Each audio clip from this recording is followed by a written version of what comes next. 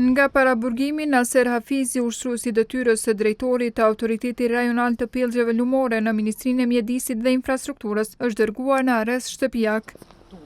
Ndryshimi i masës nga gjykata themelore në Prishtinë u bë me kërkesë të prokurorisë speciale. Kjo masë do të mbetet në fuqi deri më 6 prill.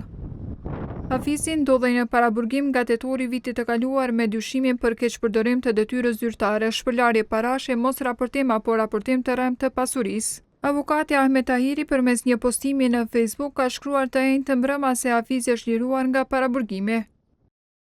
Sot drejtësia vendosi që ta liroj Naser Hafizin nga masa e paraburgimit sipas vendimit të gjykatës themelore në Prishtinë. Si avokati i tij jam i bindur që edhe epilogu përfundimtar i këtij procesi gjyqësor do të jetë pafajësia e tij.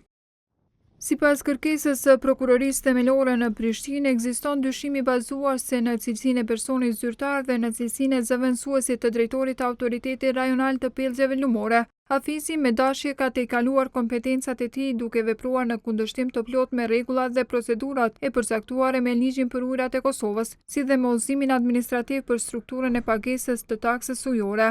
Sipas prokurorisë, Hafizi ka anashkaluar në tërësi raportin e grupit ministror i cili ishte formuar me qëllim të përllogaritjes së borxheve të operatorëve ekonomik. Në dosjen e prokurorisë thuhet se raporti tregon se vlera e borxheve të krijuara nga operatorët ekonomik është afro 19.300.000 euro, ndërsa i pandehuri pa bazë ligjore dhe pa verifikuar gjendjen faktike, ka iniciuar nxjerrjen e vendimeve të kundërligjshme për zvogëlimin e borxheve me qëllim të përfitimit të kundërligjshëm për vete ose personin tjetër, duke i shkaktuar dëm buxhetit të Kosovës.